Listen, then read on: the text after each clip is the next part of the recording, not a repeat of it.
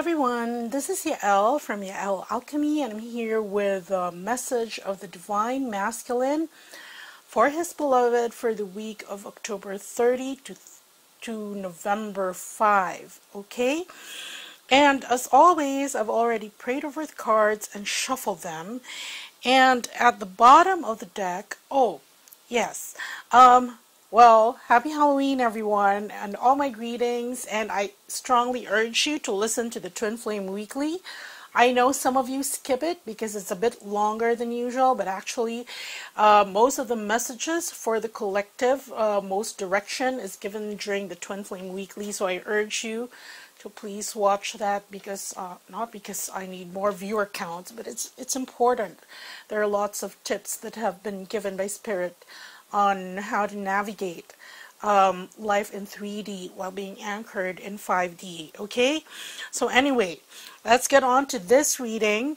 As always, I've already shuffled the cards and prayed over them, and at the bottom of the deck, here, we have art, okay? These are the small cards that I've been telling you. They're the pocket Rosetta Tarot, okay? So anyway, they're very tiny. Tinier than playing cards. Anyway, here, the first card we have, which would be the general energies of this reading, which would be art. And art, this is symmetry, this is synthesis, okay? You can see here fire and water in equal measure, equal proportions. This is a balance that has been achieved for the Divine Masculine. And I talk about this at length in the Twin Flame Weekly, so it looks like it's being reflected here. So there's been a successful merging, this is success, of the Divine Feminine aspect of the Divine Masculine within himself. And that's very important because prior to union, as you all know, each twin has to come into wholeness within himself or herself. And when we say wholeness, that is integrating both masculine and feminine aspects within oneself. And here's success.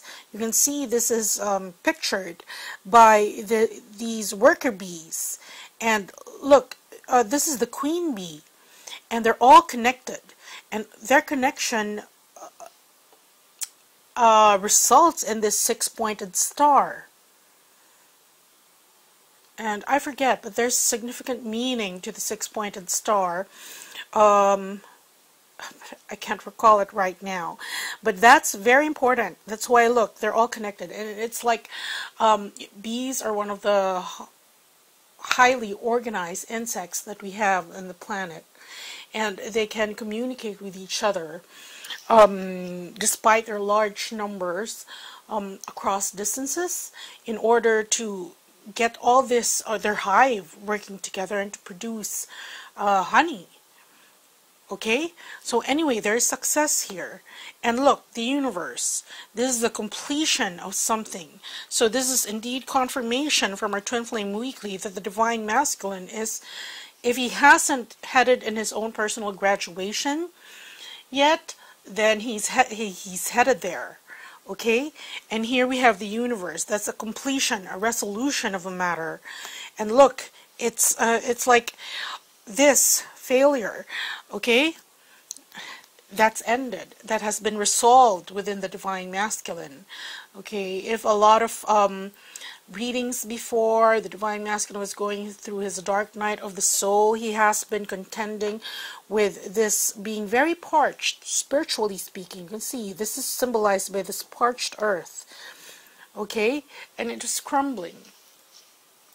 And here, we also have here the Ten of Swords, ruin. Some Divine Masculines on the brink of giving up because they did not know. This was what they were going through in their dark night of the soul. This is the fire that they had to go through for their purification. Just like a lot of Divine Feminines have had to go through in order to come to enlightenment. But look, this is good news because that is, if it hasn't been resolved, it's on its way. Okay? There's a resolution there.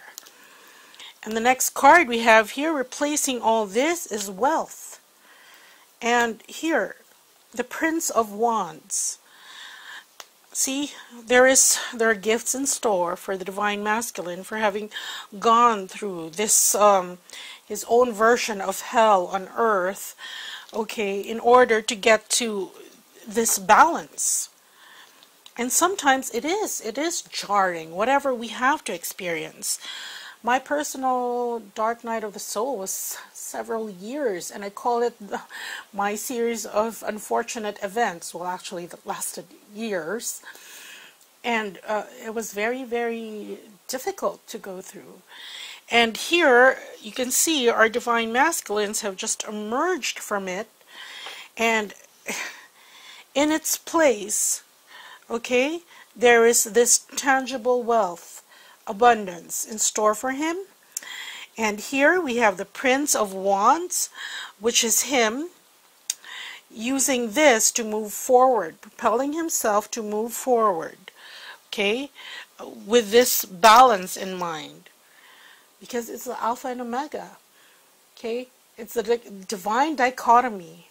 Sometimes nothing, you have to let go of everything. This is the Divine Masculine, let it go of everything. Okay, and starting from nothing, you get everything again. That's why there's this, it's all 10, 7 of discs, but this is 10 of swords, and from nothing to everything. Okay, so let's get on with this message. First card we have for the Divine Masculine is the Star card. And this is a wonderful card to have, because not only does it speak of visions, daydreams, this is being connected with the divine blueprint that is meant for him and his beloved. Okay, so this is the hope for the future, fantasizing about it, being connected with it, and having a lot of hope concerning that. The next card we have for the Divine Masculine, look at this, okay, what does he have a lot of hope for? We have the Lover's card, and this is the reunion of both twins, that alchemical marriage, first and foremost, before it becomes something tangible, the tangible marriage. And you can see here, this is quite a peculiar card, because look at the couple. They are naked, they're facing each other, and this is actually one of the most vulnerable positions when it comes to lovemaking, wherein you both see each other's eyes.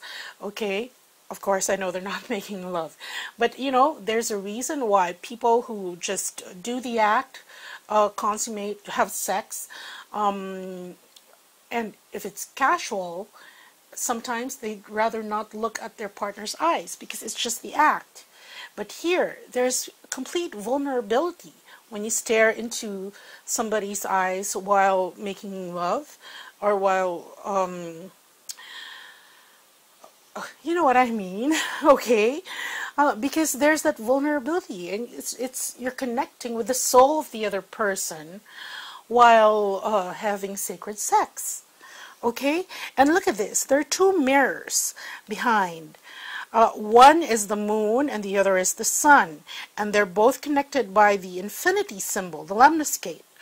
In the other mirror that's being reflected, you can see here that this woman is bound, and then somebody's freeing her, and there's a beast there freeing her from the beast. So this is liberation. Okay, that this coming together is a liberation of sorts by either of the couple. It means that to them. And the other mirror, look, there is temptation. This is the forbidden fruit. It's being offered to the woman.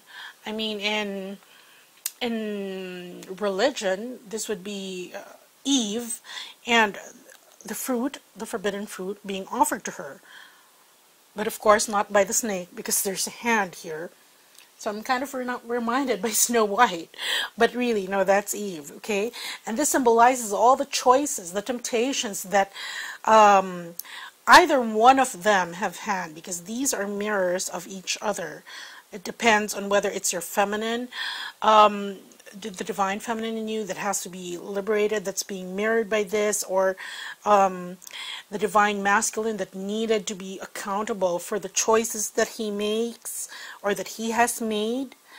But you can see here, there's this, the Orphic egg, and it's atop here. There's this Orphic egg, which symbolizes a birth of something, and there's the snake, which is the Orphic egg, because it symbolizes renewal.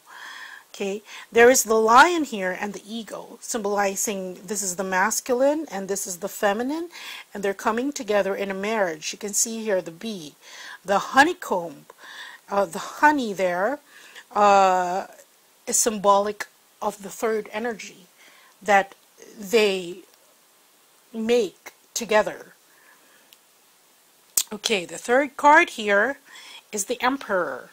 And the Emperor card here signifying he has the horn of a ram as his, what do you call that?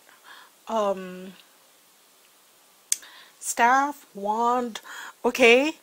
He has that, symbolizing his determination to actually get things in order, to make things work for him. There's suns here, okay, and right now all these bombardment of light is being actually facilitated by the masters of the great central suns.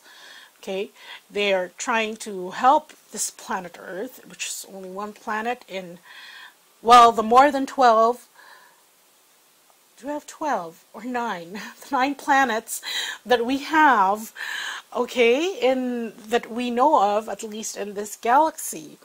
So there, we have the 2 suns there, and we have the bulls. This is reaping. This is the hard work that comes into putting everything in place so that everything is in good working order. Okay? And this also is a commitment to work on this. And the next card that we have is the Magus. And this is the Magician.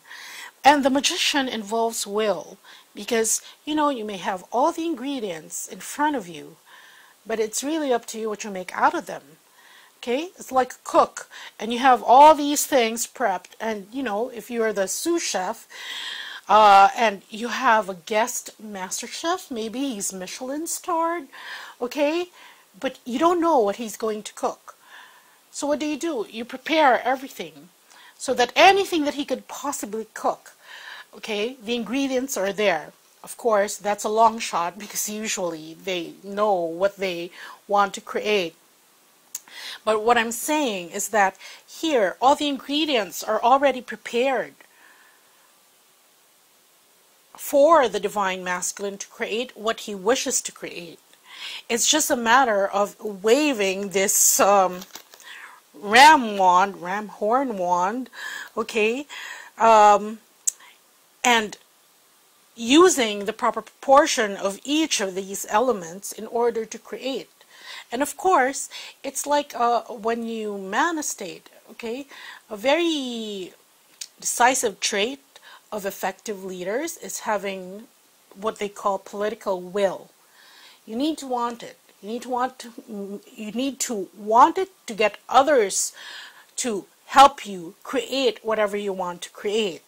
Okay, there is that willpower, and this is what the divine masculine now has after being given all this connection, this cosmic connection to this blueprint about his relationship, his divine relationship with his beloved. Okay, and the last card that we have here is the Knight of Discs. And if there was a hard worker in this deck, it would be the Knight of Discs. Now, the Knight of Discs, he's very meticulous to the point of tediousness, which is why for some of the divine feminines, their divine masculine might be taking too long. But it's not that he's dilly-dallying, especially if he has achieved this balance internally. Okay, he's just quite sort of a perfectionist, seeing that everything is working and because he's a surest, okay? He wants to make sure that the harvest will be there. So he does what whatever that he has to do and whatever that he can do, what is in his power to do, in order to prepare for this harvest. And that harvest would be this relationship which has been envisioning, okay, this marriage, this coming together. Okay, and here in the center of the deck, we have here the Emperor. This is his, the willpower. This is his ingredients. This is him working on that. And so I'm not going to pick clarifying cards anymore because this is pretty clear and it's a pretty good message. First of all, he tells his beloved that he has achieved this balance, at least for some of the collective, okay, because this is a collective reading. But if this has come up, this means that it's a lot from the collective, okay. And then his dark night of the soul has wrapped up and resolved, and in its place we have from the nothing we have everything. And here we have the Prince of Wands moving his way towards this, okay. And here his message, those are his energies. He's also telling his beloved that he has connected. He can understand now the divine, the cosmic blueprint, okay, on who his partner is supposed to be, who his other half is, okay. This is a literal mirror. Okay, you can see that the divine feminine has showed him his bondage. Either the divine masculine, divine feminine has showed the other what it means to be accountable for the choices that one has made before. Okay, and now he's on his way to fix things, to manifest them. You can see here all this yellow, reds, oranges, all the lower chakras. Okay, and this is his willpower, and this is him doing the actual work, and that's a good thing. Okay, and so since this is a very nice message from our divine masculines, at least we know that he's working towards it. He's got with the program. Okay, so anyway, for those who would like to help themselves and their divine masculines in their manifestation efforts, and this would include this, right, the Emperor, the Knight of Discs, please do check out the manifestation booster that I have available right now. That will be 30 minutes of Reiki with divine codes for everything you ever wanted to come true. If that is in your highest good, for financial security, of course, with a caveat, if that's allowed in your life plan, for the future to arrive with blessings and to experience happily ever after in your personal life or in your life with your partner and your twin flame. And of course, to create financial abundance successfully. And for all these, you need your root chakra, okay, to be optimized and balanced, and that's going to happen during that manifestation booster session. Okay, so that's it, everyone. Happy Halloween, and I'll see you next week. Okay, bye.